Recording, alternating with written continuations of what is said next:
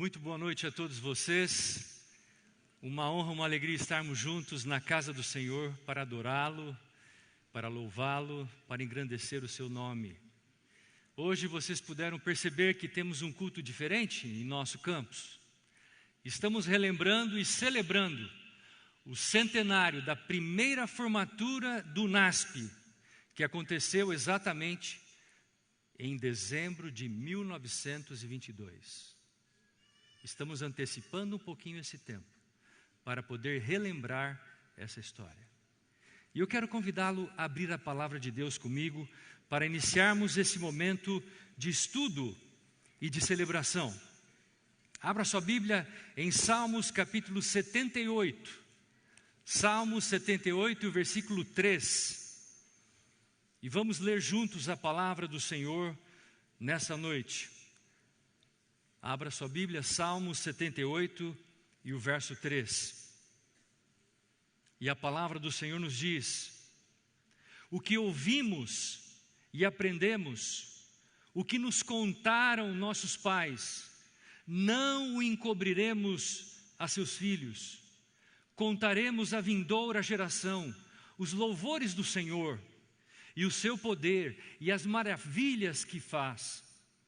Ele estabeleceu um testemunho em Jacó, e instituiu uma lei em Israel, e ordenou a nossos pais que os transmitissem a seus filhos, a fim de que a nova geração os conhecesse, filhos que ainda hão de nascer, e se levantassem por sua vez, os referissem aos seus descendentes, para que pusessem em Deus a sua confiança, e não se esquecessem dos feitos de Deus.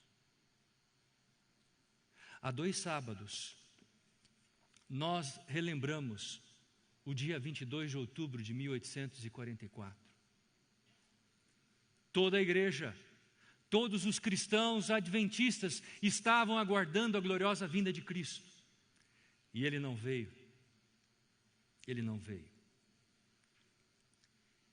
E naquele momento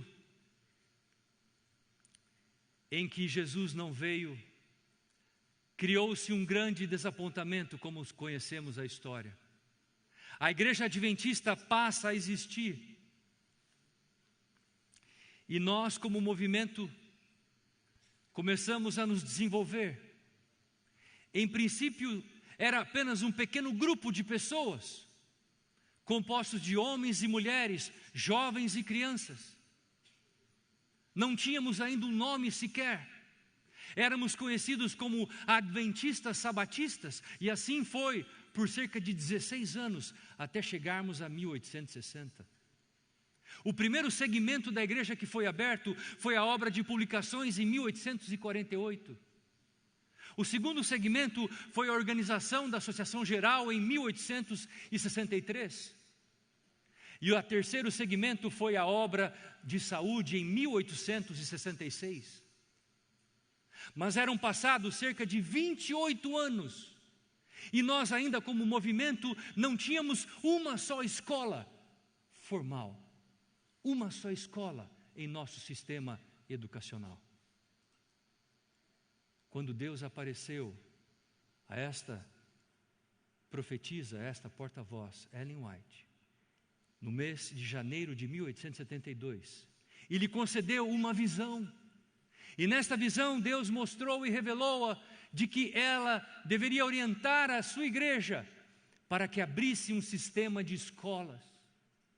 E assim nasceu a primeira escola da igreja adventista, que está aí na tela. Este foi o primeiro professor desta escola. O seu nome era Goodloe Harper Bell. Aí está o nome dele. E esta é a primeira escola da igreja adventista do sétimo dia em 1872. 3 anos se passaram, a escola se tornou agora em uma faculdade, famoso, conhecido como Battle Creek College. Foi aberto em janeiro de 1875 com 200 alunos. E assim a igreja começa a crescer no campo da área da educação. E queridos, um dos elementos mais importantes na história da educação adventista foi quando ela se despertou para a formação de missionários. Ela fundou institutos de missão para fundar e para educar e para formar homens e mulheres jovens que sairiam do seu território, que sairiam de seu país para poder servir a Deus em outras terras, em outros campos. E a escola fundou 2 institutos de missão. Um deles está na tela, Union College, no Nebraska. O outro em Battle Creek, o Battle Creek College. Foram nesses 2 institutos de missão que os primeiros adventistas do 7º dia chegaram e estudaram para poder estar aqui na América do Sul. Esses jovens se prepararam, aí estudavam escandinavos, franceses, aí estudavam alemães, cada um tinha aula na sua própria língua, para poder sair dali e ir para o campo missionário e servir a Deus, falando em sua própria língua. Dessa forma, nós podemos observar que houve um avanço em meio àqueles que estavam trabalhando pelas missões. Mas é interessante notar que houve um fenômeno dentro do contexto do evangelicalismo e do protestantismo americano. Esse fenômeno foi conhecido como o movimento do estudante missionário ou estudante voluntário. Esse movimento era composto de jovens de várias denominações. E este movimento tinha um lema. Notem o lema deste movimento: evangelizar o mundo nesta geração. Este era o lema destes jovens. E eu quero alertar muitos de vocês que estão me ouvindo nesta noite e também pela internet. Muitos jovens cristãos adventistas se uniram a estes jovens e participavam desses encontros para poderem também saírem para o campo missionário. E nesta época, amigos, territórios como a Índia, a China, o Japão, a Oceania, as ilhas do sul do Pacífico eram considerados como lares para esses jovens que saíam de forma totalmente desprendida para poder dedicar a sua vida à missão. Saíam rumo ao mar. Dentre eles, muitos jovens adventistas. Mas há um detalhe fundamental nessa história, amigos, que nós precisamos narrar nessa noite. Esse continente que você está vendo na tela é o nosso continente. Entre a igreja adventista, a América do Sul era conhecida como o continente esquecido. Por que isso, pastor? Porque não havia presença de adventistas até o início da última década do século XIX. Em 1890, não havia sequer um adventista na América do Sul. E assim, nós recebemos um nome, o continente esquecido. Porque ninguém se dispunha a vir para a América do Sul. Ninguém se dispunha a trabalhar nesse continente cheio de desafios, cheio de doenças tropicais. Mas alguns jovens, eles aceitaram o desafio e vieram para cá. Quem foram eles? Aí estão eles. Augustus Stauffer, da esquerda. No meio está Nolan, Claire Nolan. Claire Nolan, vamos voltar. Aí estão os primeiros missionários. Aí estão eles. Primeiro, Augustus Stauffer, Claire Nolan e Elvin Schneider. Eles vieram para a América do Sul em 1891. Em maio chegaram aqui na América do Sul, foram para o Uruguai e depois seguiram para a Argentina. Mas quando chegaram na Argentina, perceberam a grande dificuldade que havia na pregação do Evangelho, porque a Argentina naquela época passava por uma terrível crise financeira. E um desses jovens, o primeiro da esquerda, chamado Augustus Stauffer, disse aos seus colegas: escutem, eu vou tentar a sorte no Brasil. E ele então pegou um navio em Buenos Aires e aportou em território brasileiro, no Rio de Janeiro. Pegou o trem, subiu a serra, foi até São Paulo. Pegou um outro trem e veio até o interior de São Paulo com um propósito. Ele veio aqui para vender livros. Ele queria pregar o Evangelho através da literatura. E ele começou a vender livros. E o livro que ele mais vendeu naquela época era o livro O Grande Conflito. E assim, uma senhora comprou um livro dele. O seu nome era Maria. Maria tinha uma neta. E a neta era uma moça bastante desprendida. E ela arrumou um rapaz que era o seu namorado. E esse rapaz, um dia, perguntou para a sua namorada: escuta, você não tem nenhum livro lá na sua casa que eu possa ler? Esse jovem, ele falava várias línguas, o alemão, o português, o francês, o inglês, falava o tupi-guarani. E então a namorada disse: olha, a minha avó comprou lá um livro, eu acho que eu vou trazer para você. E ela então trouxe o livro para ele ler. E ele começou a ler esse livro. O livro era O Grande Conflito. Esse jovem já guardava o sábado, porque ele estudava a palavra de Deus detidamente. E ele guardava o sábado. E queridos, quando ele leu a obra O Grande Conflito, ele perguntou: eu quero mais literatura dessa autora. E mandaram pelo correio o livro Caminho a Cristo. E ele então, lendo a Bíblia, a palavra de Deus, O Grande Conflito e Caminho a Cristo, esse jovem, com 23 anos de idade, pediu para ser batizado. Um pastor da Argentina, que era o único pastor em todo o continente sul-americano, chamado Frank Westphal, saiu da Argentina para realizar o primeiro batismo em solo brasileiro. O nome desse jovem era Guilherme Stein Jr. E esse jovem, meus queridos amigos que me escutam nesta noite, foi batizado em abril de 1895, nas águas do rio Piracicaba, a cerca de 80 quilômetros de onde nós estamos. Esse foi o primeiro adventista brasileiro batizado em nosso país. Mas atentem para isso. Um ano depois, já havia uma certa liderança da igreja e ele foi chamado para trabalhar como professor. Ele era um jovem culto. E então chamaram para ele ser professor da primeira escola paroquial da igreja em Curitiba.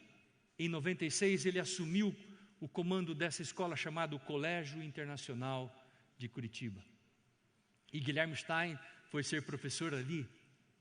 E queridos, eu vou contar algumas histórias para vocês. Ouçam com atenção. Enquanto ele era professor dessa escola, a sua escola começou a fazer tanto sucesso, tanto êxito, que o dono da maior escola de Curitiba, chamado Colégio Alemão, soube do sucesso da escola do professor Stein. E um dia, o dono desse colégio alemão chamou o professor Stein para um diálogo na sua sala. E ele disse ao professor Stein: professor Stein, eu estou sabendo do sucesso da sua escola. E eu estou aqui para lhe fazer um convite. Em cima da mesa havia um contrato. Nessa época, o professor Stein ganhava 60 contos de réis. E sobre a mesa estava um contrato de 180 contos de réis, 3 vezes o salário dele. E o professor, diretor, disse ao professor Stein: por favor, o senhor é muito bem-vindo para trabalhar conosco em nosso colégio, é o maior colégio de Curitiba. basta apenas assinar o contrato. O professor Stein olhou o contrato, se dirigiu ao diretor da escola e disse: meu querido diretor, eu lhe agradeço o convite, mas eu quero dizer ao senhor de que eu não trabalho por salário, mas eu trabalho por vidas, eu trabalho pela salvação das pessoas. Esse jovem se levantou, saiu e voltou ao seu trabalho. No ano seguinte, em 1897, o professor Stein iria abrir a primeira escola oficial da Igreja Adventista em solo brasileiro. Esse colégio ficou conhecido como o Colégio Superior de Gaspar Alto. Aí está ele. Esse colégio era sustentado pela Igreja Adventista do Sétimo Dia. E notem, queridos, esse colégio foi o primeiro internato da igreja em solo brasileiro. Na verdade, eu posso nessa noite dizer a vocês que esse colégio é a primeira semente do NASP. É esse colégio. É aquilo que um colega meu, do professor Elder Hosokawa, diz: esse colégio, ele é a semente que inicia todo o processo de formação da educação superior no Brasil. Nesse colégio estudavam meninos e meninas que saíam dali para poder pregar o evangelho em todo o território brasileiro, bem como no Paraguai, no Uruguai, na Argentina, no Chile, Bolívia. Aí saíram muitos jovens para pregar o evangelho. Esse colégio foi fundado em 1897. Mas algo aconteceu interessante, porque a igreja ela começou a se difundir mais para o sul do Brasil, e em 1903 os indivíduos que moravam, os adventistas que moravam mais ao sul do território brasileiro começaram a dizer: escutem, tragam uma escola para mais próximo de nós, essa escola em Santa Catarina está muito distante. E eles então pararam de operar o colégio de Santa Catarina e transferiram para esse colégio na cidade de Taquari, a 60 quilômetros de Porto Alegre. E aí funcionou o internato da Igreja Adventista em 1903 até 1910, quando ele foi fechado. E assim, a Igreja Adventista ficou sem colégio de internato por cerca de 5 anos. Mas eu quero mostrar agora uma importante gravura para vocês. Eu quero mostrar a história de um casal de jovens que estudou naquela escola que eu mostrei, o Union College. Ele, John Bem, ela, Augusta Bem.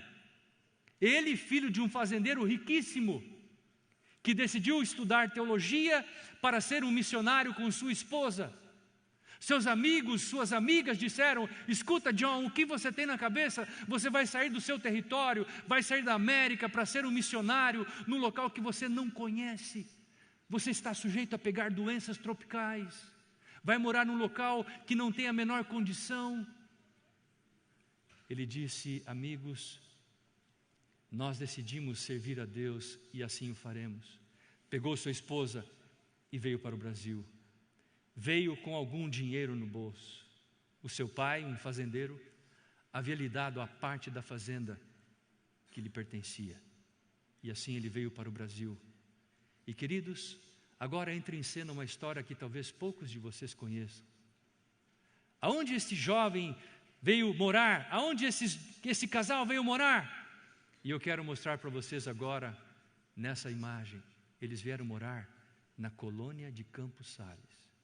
Pastor, aonde fica essa colônia de Campos Sales? Fica exatamente a 25 quilômetros de onde estamos, na cidade de Cosmópolis. Ali vieram eles morar. E conta o relato que eles alugaram uma casa simples, singela, porém não sabiam que a casa estava com as telhas todas quebradas. E na primeira noite que eles foram dormir, montou um temporal, veio um temporal e a chuva caiu torrencialmente. E eles tiveram que dormir em cima da cama com o guarda-chuva aberto. Assim foi a primeira noite deles aqui em Cosmópolis. Mas queridos, O que mais aconteceu? O que o pastor Ben fazia enquanto morava na colônia de Campos Sales, atual Cosmópolis? Ele fazia evangelismo. Ele pegava o trem de Cosmópolis e vinha pregar o evangelho aonde, pastor? Exatamente na cidade que você está vendo aí, Arthur Nogueira. Aí ele pregava o evangelho, convertendo várias e várias famílias de fala alemã. Mas pastor, aonde mais ele veio pregar o evangelho, pastor? Ele veio pregar o evangelho em um pequeno município que naquela época era conhecido como Guaiquica. Pastor, que município é esse? Esse município é a atual cidade de... Vamos passar aí o slide? Aí está. O município de Guaiquica. Atual Engenheiro? Quantos de vocês já foram até o postinho de Engenheiro Coelho? Deixa eu ver as mãos. Se você foi ao postinho, o postinho era a antiga estação ferroviária de Guaiquica. Portanto, se você pisou no postinho, você pisou no solo onde o pastor Ben pisou muitas vezes. Essa história, amigos, está registrada nos livros. Quantas famílias foram evangelizadas em nosso território? E a pergunta que fazemos é: o que Deus tinha preparado para esse campus? O que Deus tinha? Um jovem que saiu do seu país e veio evangelizar esta região onde estamos, onde está localizado o NASP Campus Engenheiro Coelho. Essa é uma belíssima história que você jamais poderá esquecer, porque o NASP começa por essas bandas. Mas a história não termina aí, porque logo um ano depois, o pastor vai trabalhar em um município chamado Nova Europa. Quando ele chega em Nova Europa, ele se depara com um grupo grande de jovens, jovens fortes, jovens sadios, e ele chegava para os jovens e dizia: escutem, o que vocês estão fazendo aqui? Vocês precisam ir para a escola, se preparar para serem pastores, enfermeiros, professores. E os jovens diziam: mas pastor, nós não temos uma escola, aonde nós vamos estudar? E aquilo feriu o coração do pastor Ben de uma tal maneira. E naquela época, amigo, pastor Ben saiu para poder conversar com a liderança da igreja no território brasileiro. Havia apenas uma união no Brasil inteiro, chamada União Brasileira. E ele procurou o presidente da União Brasileira. Seu nome era Frederic Spies. E assim, eles saíram visitando várias fazendas no interior de São Paulo e também algumas na capital de São Paulo. E uma das fazendas que eles visitaram na região sul de São Paulo foi esta que está aí. Esta foto é de 1914, 1915. Aí está o pastor Ben agachado, à esquerda no chão. À direita está o pastor Lipke com a mão no queixo, de bigode. E assim, eles decidiram pela compra desta fazenda. Com a enxada em pé, estava o dono da fazenda, o senhor Pantaleão Tyson, que não era adventista, mas depois se converteu ao adventismo. E assim, queridos, a Comissão da União Brasileira se reúne em 1915. Eu preciso voltem. E aí está a Comissão da União Brasileira. Eu vou mostrar agora. Dentre eles, estava ali um líder da Igreja Mundial. O seu nome era William Spicer, que era secretário da Associação Geral. E esse homem, estando ali com o presidente da União Brasileira, eles foram interrogados. Nós precisamos comprar um território para construir uma escola de formação de jovens missionários. Todos escutaram a necessidade, todos se convenceram de que deveriam comprar uma escola. Mas, como vocês bem conhecem a história, o que aconteceu? Perguntaram para o tesoureiro da União: quanto nós temos em caixa? E o tesoureiro disse: nós não temos o suficiente. A fazenda custava $7.000. A igreja tinha apenas $4.000. Não tinha o dinheiro. E então, Prontamente, eles começaram a se levantar, encerraram a reunião, não temos dinheiro, mas naquela reunião estava uma mulher, que era a secretária que estava tomando nota das atas da reunião. Seu nome? Isadora Spies, esposa do presidente da União Brasileira. Esse homem que está aí, Frederico Spies.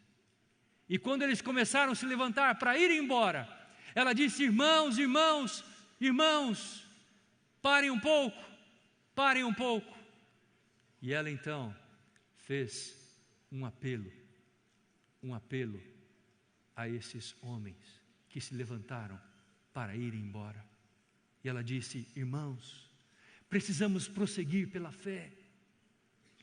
Eu creio que o tempo chegou no qual nós devemos prosseguir e estabelecer nosso sistema de escolas, como em outros campos. Quando chegar o tempo de avançar, Deus achará seus homens e providenciará o dinheiro necessário para o projeto. Não hesitemos, disse ela, mas prossigamos pela fé, pois a obra de quem? Do Senhor. Quando a voz dessa mulher se levantou, aqueles homens se assentaram de novo. E eles repensaram. Aquele jovem que deu a ideia da compra da fazenda, John Bem, tirou $2.000 do seu bolso e colocou sobre a mesa e disse: eu vou emprestar $2.000 para a compra desta fazenda.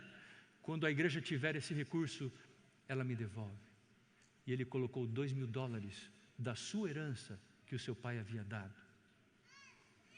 E com $7.000 compraram a fazenda do que hoje nós conhecemos, o Campus São Paulo. Esta é a primeira foto que se conhece do NASP.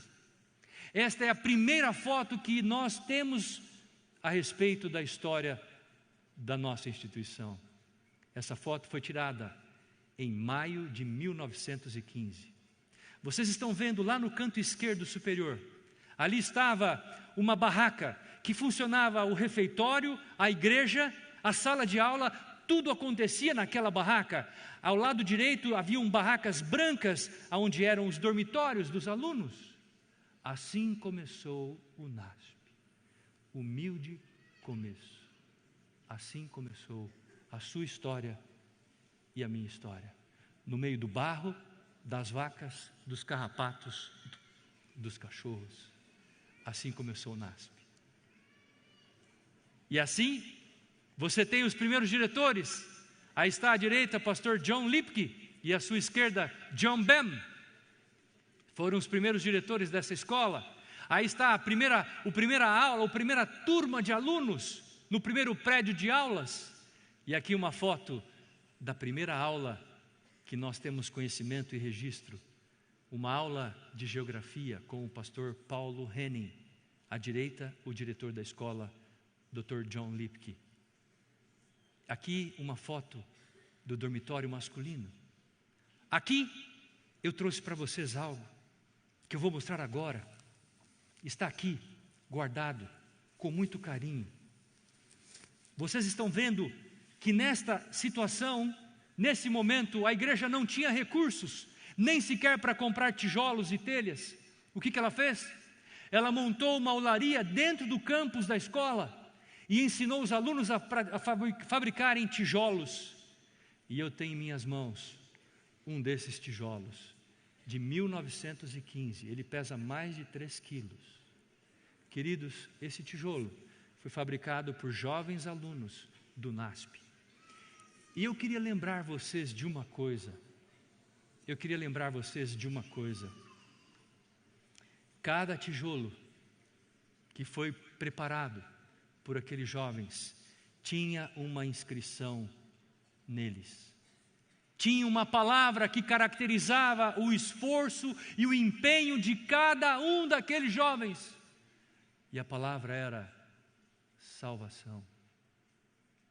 Cada tijolo que foi assentado no NASP tinha como objetivo salvar as pessoas que por ali passavam, alunos, professores, pastores, pais de alunos, comunidade. Salvação. Essa era a palavra. Essa era a verdadeira razão da existência daquela escola. E é assim até os dias de hoje, pela graça do Senhor Jesus Cristo. Dessa maneira, queridos, eu quero avançar para a conclusão da minha fala nesta noite, mostrando para vocês mais algumas imagens e contando talvez uma outra história que marcou esse momento. Deem uma olhadinha no quarto das moças em 1922. Aí está. Assim era o quarto das meninas. Que tal? Legal, não é? 2 camas, bastante privacidade, não é? Uma janela boa com bastante oxigênio. Eu acho que vocês gostariam de morar num local desse, não é? Tinha um belo ar-condicionado também, frigobar, natural, não é? Vamos ver o quarto dos rapazes, como é que era? Aí está o quarto masculino. Eu estava olhando hoje à tarde.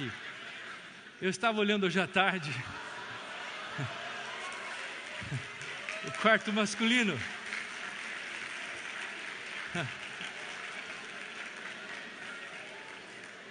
Eu até me confundi, porque ali na parede parecia até um roteador, não é? Que estava distribuindo sinal. Aí está, meus queridos, um quarto masculino. Professor, e a preceptoria, como é que era? Aí está a preceptoria, amigos. Tinha uma lareira. Olha que legal. Estão vendo só? Assim começou o NASP. E era muito frio lá em São Paulo, muito frio, muito frio. As jovens vinham se aquecer à beira desta lareira. Mas, queridos, e o refeitório, como é que era? Olha aí o refeitório.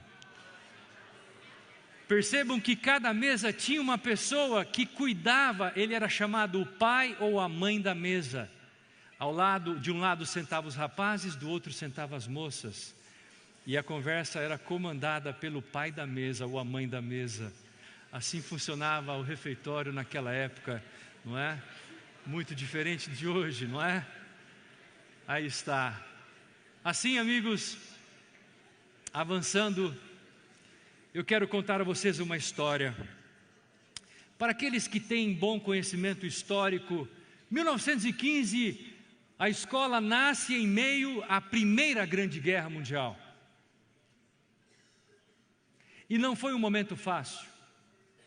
Os alunos tinham que trabalhar das 10 da manhã até as 5 da tarde. E as aulas, professor? Eles tinham aula das 7 da manhã às 10 da manhã. O resto do tempo trabalhavam o dia inteiro. Por quê? Porque não havia comida. Se eles não plantassem, não colhessem, não teriam que comer. Mas, queridos, não se assustem, porque o inimigo não queria que essa escola existisse. Quando ela surgiu, como vocês viram no vídeo, falava-se o alemão, falava-se o português.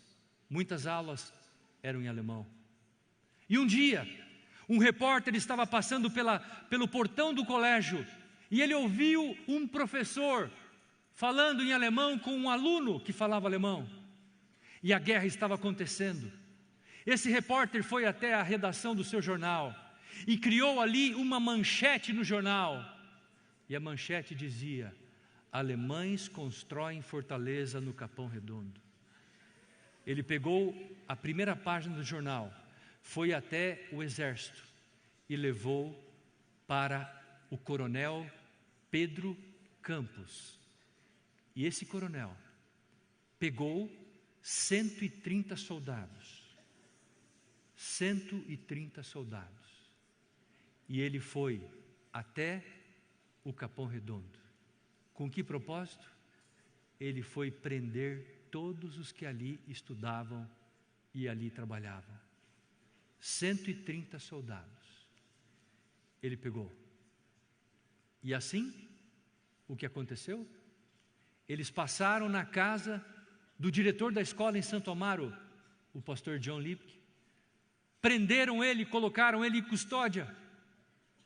Depois, foram até o Capão Redondo, aonde estava o colégio. Cercaram o colégio com 130 soldados do exército. Chamaram quem estava lá presidindo, que era o pastor John Bem. Pegaram a manchete do jornal e perguntaram: nós queremos saber se esta informação é correta. Isso aqui é uma fortaleza dos alemães? O pastor John Ben chamou o coronel e lhe disse: por favor, entre, vamos conhecer o nosso ambiente. Chamaram os alunos, foram dar uma volta no campus. O coronel começou a ficar mais tranquilo. Enquanto isso, chamaram as alunas que trabalhavam na cozinha e pediram que elas fizessem um bom tacho de suco de uvas. Fizeram o suco de uva, serviram para todos os soldados. E não mais do que isso, colocaram todos eles na capela. E ali cantaram o hino nacional brasileiro, o hino da independência do Brasil. Gritaram: viva o exército, viva o Brasil! Junto com o coronel estava o jornalista que havia feito a manchete do jornal. O coronel chamou o jornalista e disse: vem aqui. Esse jornal que você escreveu não vale nada. E para pagar o que você fez, você vai voltar a pé para São Paulo. Voltou 20 quilômetros a pé para São Paulo. Assim era, e nesse contexto surgiu o NASP, amigos. Mas nessa noite eu quero mostrar para vocês aqueles que fazem parte da primeira formatura de alunos. Aí estão eles. 9 alunos, 9 jovens que iniciaram toda a caminhada de formandos dos mais de 30 mil alunos que já se formaram no NASP. Esses foram os primeiros. Pastor Estêncio, quem são eles? Vou apresentá-los agora a você de uma forma especial. Vejam com atenção quem são os primeiros formandos da primeira formatura. Aí está o local da primeira formatura. Eu quero mostrar para vocês aqui rapidamente. Nosso tempo já se esgotou, mas eu quero mostrar para vocês o local e como foi a primeira formatura.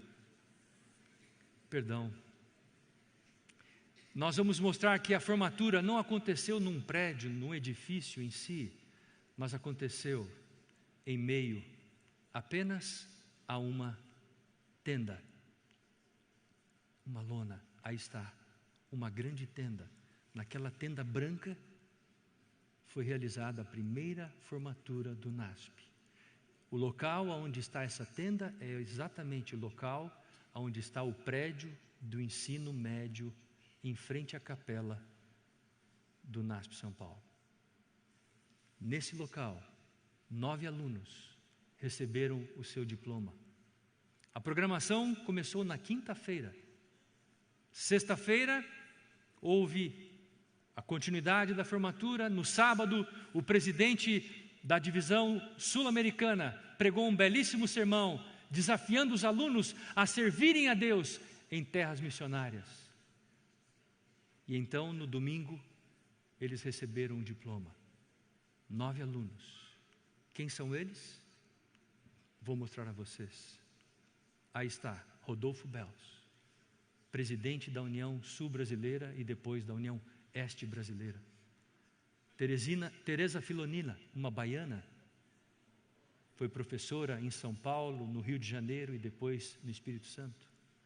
Depois, Domingos Peixoto, gaúcho, primeiro diretor brasileiro do UNASP, 1940. Foi um grande administrador. Depois, Adelina Zorubi, filha de sírios, trabalhou na área de saúde, fez um belíssimo trabalho de serviço social em território brasileiro. Guilherme Denis trabalhou como professor de teologia e também depois ele se graduou em direito e trabalhou nessa área. Mas agora eu quero chamar a sua atenção, porque os próximos 4 alunos são especiais.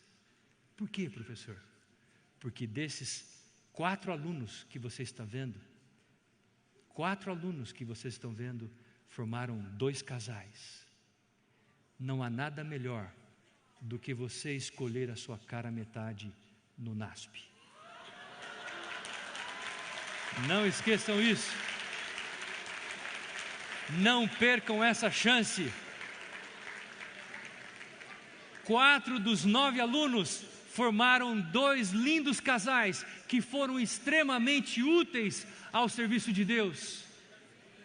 O primeiro casal, Isolina e Luiz Waldvogel, trabalharam como redator. Ele trabalhou como redator e ela como tradutora e poetisa na Casa Publicadora Brasileira.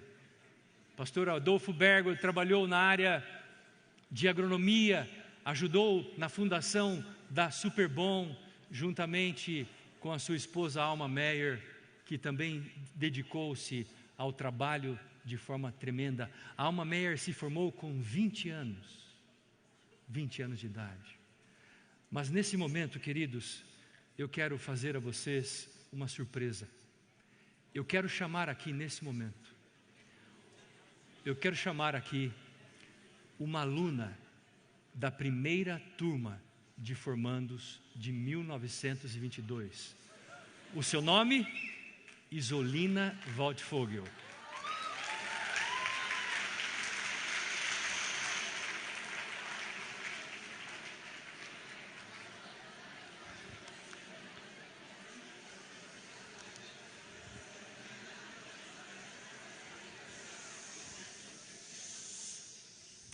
Saudação. Eu me chamo Isolina Avelino. Nasci em Natal, no Rio Grande do Norte, em 1892.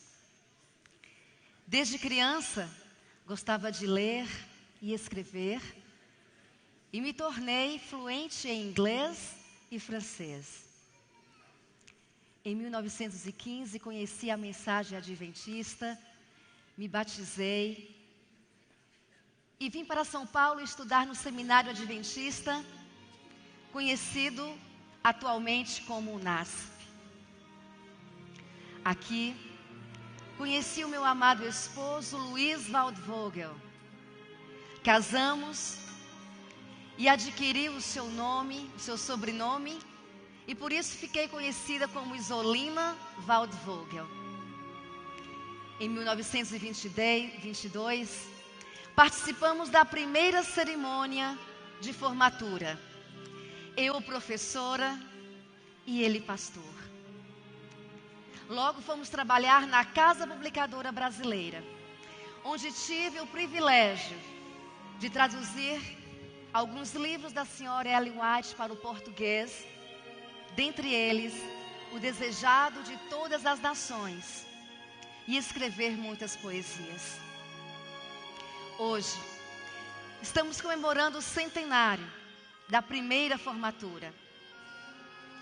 Para tanto, declamarei a poesia que foi feita para esta memorável cerimônia.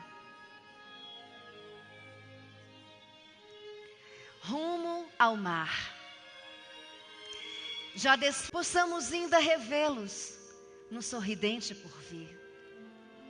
Sim, fortes, valentes, enfrentaremos o mar. Ainda que inexperiente, os ventos sabe acalmar. Desse porto de bonança, que sem perigo ou tristeza nossa vida foi tão mansa, qual rumo ao mar. Proclamemos essa mensagem sem temor. Mas, se durante a viagem desfalecer-nos o vigor, dá no teu amor. Amém.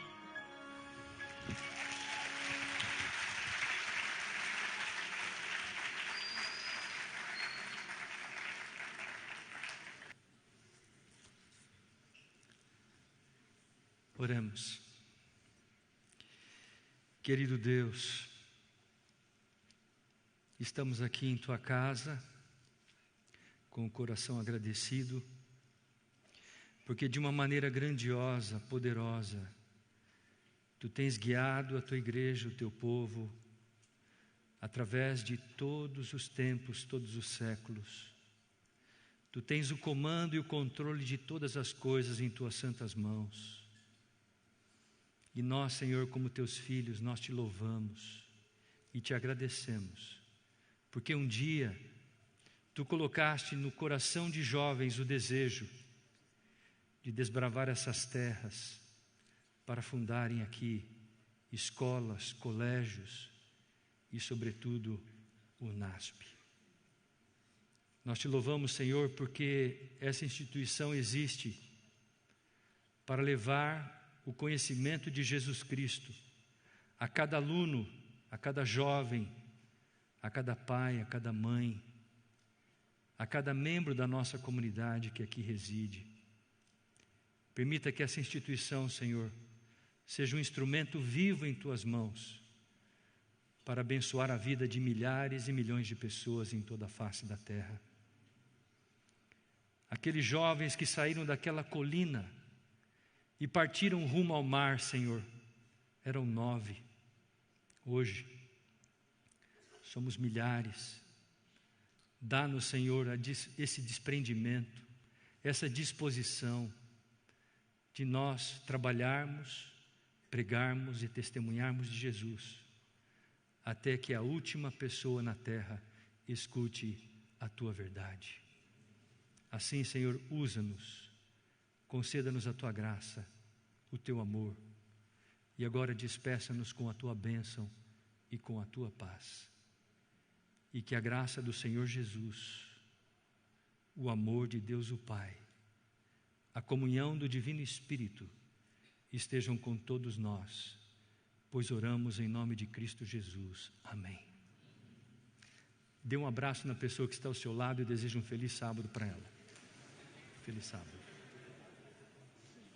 A saída, vocês poderão passar no hall da igreja e visitar uma exposição especial